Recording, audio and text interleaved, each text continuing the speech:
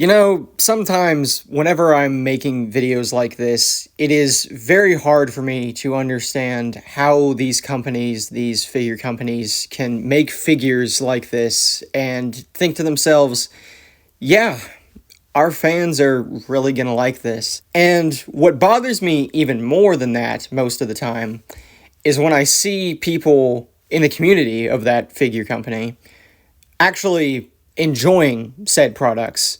Obviously, people can have a different opinion and everything, but I would also argue that there is an objective truth between, hey, this is a low quality product and this is a good product. And whenever I see things like this and I see people defending it, it just makes me want to blow them up like Tony Stark.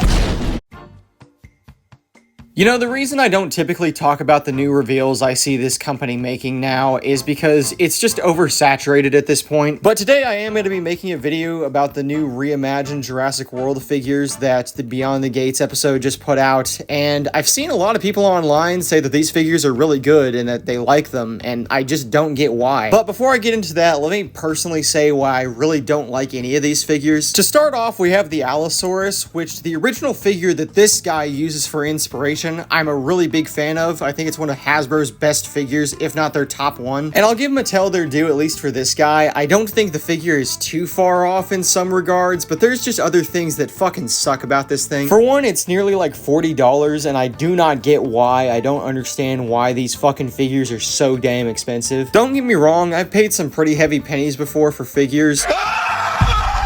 This figure is more expensive than the Hammond Collection Allosaurus was whenever it came out, and that figure is a lot better detailed, it's a lot more articulated. Like, why is that thing less expensive than this? I can happily say that I own the original one, and I think that it looks far superior to this piece of shit. I mean, throw up the fucking image again, you can see it right here. It's just better in every way, dude. But then moving on to the small figures, there isn't much salvation here either. The figure probably most egregious to me is the Utah Raptor. It just looks like shit. You know, Mattel already has a Utah Raptor mold that they could have used here, but instead they made a brand new one that just looks like fucking dog shit, dude. It just looks like a blockier Velociraptor, which is already a blocky enough design as is. As for the other two figures, the Chasmosaurus is just more laziness, but I do like the Tanistropheus a good bit. That being said, I might just be blinded by the last attempt they did. And that right there is all four figures that were shown. And after they got revealed, a lot of people seem to really like them for some unknown reason to me. Like I said, to me, the best one is the Tanistropheus, and that figure is like a 6 out of 10 at best. So when I tell you that I was astonished whenever I heard people saying some of these were better than the originals,